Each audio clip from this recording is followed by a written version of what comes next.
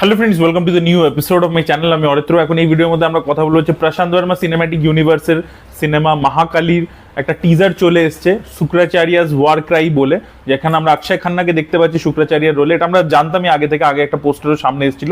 তো ফাইনালি আজকে টিজারটা চলে এসছে এবং টিজারটা কিন্তু ব্যাপক হয়েছে। প্রশান্ত বর্মা এটা নিজে ডিরেক্ট করছে না, লিখেছে সে।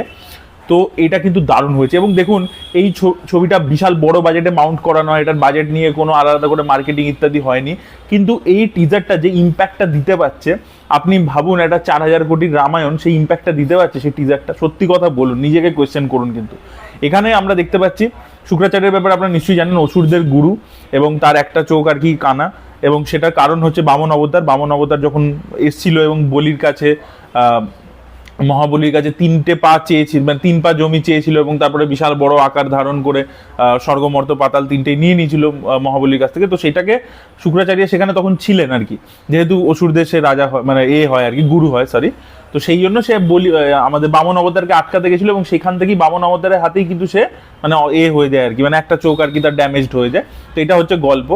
আর যেটা হয় যে তার কাছে একটা মানে বিদ্যা ছিল, যেটাতে যে কোনো ডেড লোকের তাকে সে বাঁচিয়ে তুলতে পারতো আর কি। তার কাছে একটা স্পেশাল চান্ট ছিল, মন্ত্র ছিল, যেটাকে দিয়ে সে মানে সঞ্জীবনীর মতো সে লোককে বাঁচিয়ে তুলতে পারতো। তো সেইটা আর কি বরদান ছিল, যেটা সে শিবের কাছ থেকে পেয়েছিল। এটা হচ্ছে অ্যাকচুয়াল লেজেন্ডটা।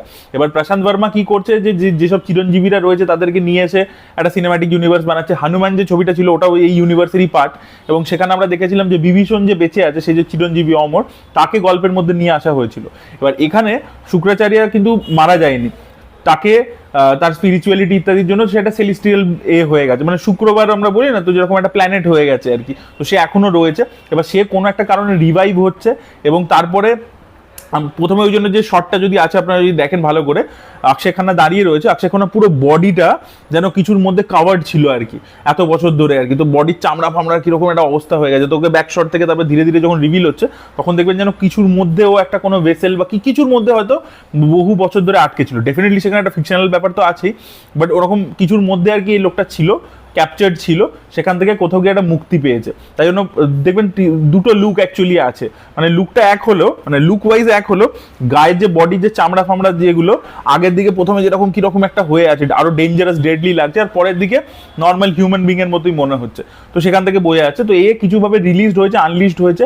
এবার সে যেসব অসুরদেরকে পাতালে পাঠিয়ে দেওয়া হয়েছিল তাদের মধ্যে রক্তবীজকে জাগিয়েছে, রক্তবীজকেও আমরা দেখতে পাই, তার একটা ব্যাকশট রয়েছে, এবং তাকে বলছে যে অসুরদের সাথে যা যা খারাপ হয়েছে। প্রথম দিকে অ্যাকচুয়ালি ভয়েস ওভারটা এইভাবেই শুরু হয়, যেখানে অক্ষয় খান্না বলছে যে অসুরদের সাথে কি নারায়ণ কি আর কি পাপ করেছে, তাদেরকে অমৃত দেয়নি যখন সমুদ্র মন্থন হয়েছিল, ইন্দ্রের সিংহাসন দেয়নি, তার পরবর্তীতে অসুরদেরকে আর কি বহিষ্কার করে পাতালে পাঠিয়ে দিয়েছে। তো এই যে জিনিসগুলো হয়েছে, এগুলো কি ঠিক হয়েছে না ভুল হয়েছে? প্রথমে এরকম একটা দিয়ে, মানে অসুরদেরও যে একটা পার্সপেক্টিভ আছে, তারাও যে একেবারে ভুল করছে না, সেরকম একটা অ্যাঙ্গেল দিয়ে কিন্তু শুরু হচ্ছে।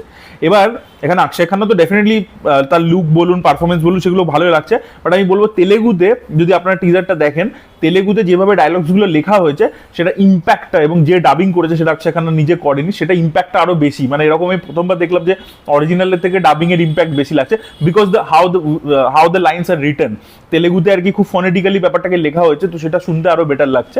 যাই হোক, হিন্দিতেও ভালো, খারাপ লাগছে না একেবারেই। তো সেটা আমরা শুনতে পাই, এবং তারপরে আমরা দেখতে পাই যে নিজের ওই সঞ্জীবনীর মাধ্যমে হয়তো রক্তবীজকে আবার জাগিয়ে তুলেছে, রক্তবীজের ব্যাকশট দেখতে পাচ্ছি, এবং তার পরবর্তীতে তাকে সে বলছে যে মানুষ প্রজাতির পুরো বিনাশ করে দাও, ঠিক আছে, তাদেরকে শেষ করে দাও, এইটা আর কি দেখাচ্ছে। এবার তারপরে যেটা আমরা দেখতে পাচ্ছি যে একটা মন্দির রয়েছে, সেই মন্দিরের মধ্যে একটা বাচ্চা মেয়েকে রেখে যাওয়া হচ্ছে, সেই বাচ্চা মেয়েটিকে কোলে তুলে নিচ্ছে মা কালী, ঠিক আছে, রক্তবীজকে দমন করতে মা কালীকে আসতে হবে। তো সেখানে মা কালীকে আমরা দেখতে পাচ্ছি, এবং তারপরে দেখছি ধীরে ধীরে তার একটা একটা করে হাত চলে আসছে, যতগুলো ভুজা রয়েছে সেগুলো চলে আসছে।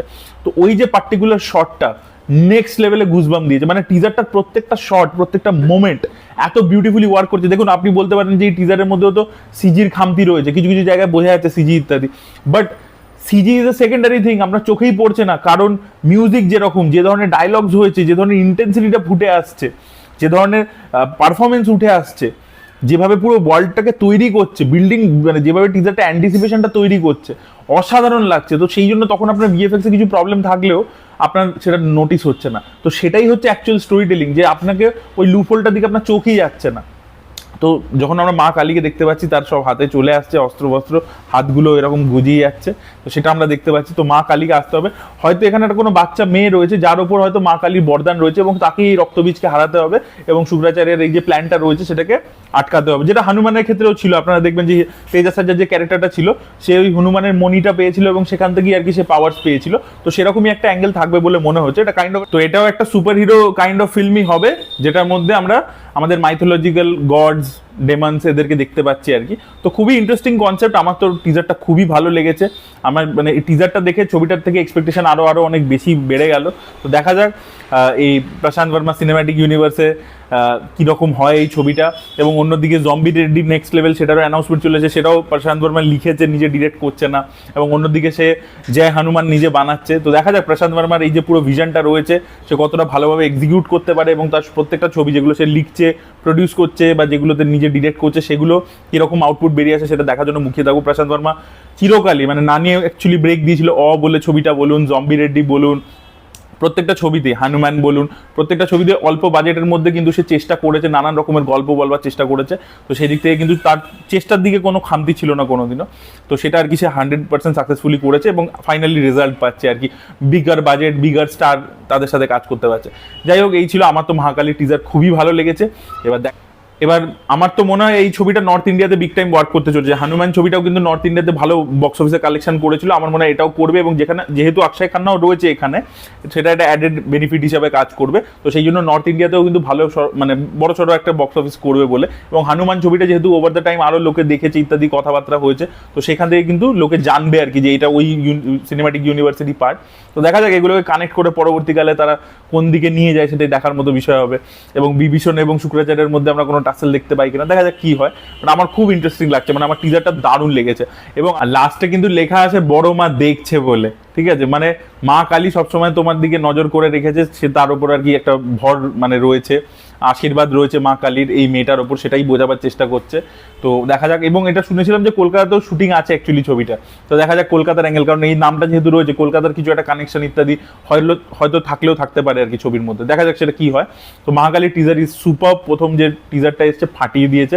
আপনাদের কেমন লেগেছে অবশ্যই কমেন্টে লিখে জানাবেন। এই ভিডিওটা ভালো লেগে থাকলে লাইক করুন, শেয়ার করুন, চ্যানেলকে সাবস্ক্রাইব করতে ভুলবেন না। বাই।